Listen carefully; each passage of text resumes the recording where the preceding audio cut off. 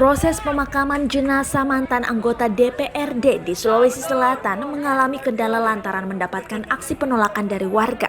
Dikutip dari Kompas.com, warga menolak jenazah tersebut karena mantan anggota DPRD Sulsel itu merupakan pasien dalam pengawasan virus corona atau COVID-19.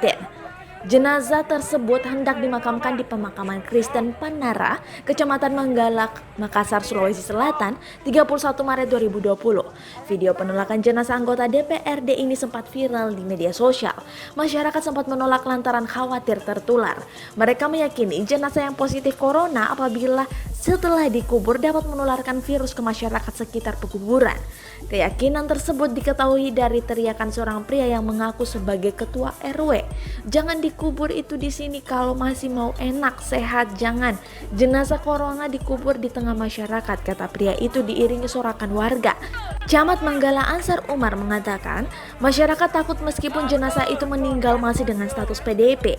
Bahkan proses pemakamannya sudah sesuai prosedur WHO supaya petugas maupun masyarakat aman.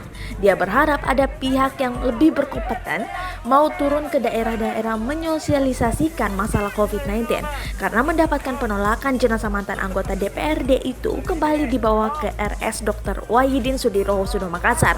Menurut Camat Manggala Ansar Umar, jenazah akhirnya dimakamkan di pekuburan Panaikan di Kecamatan Panakukang, Makassar. Petugas kecamatan, kepolisian hingga TNI sebenarnya sudah berusaha memberikan pemahaman kepada masyarakat.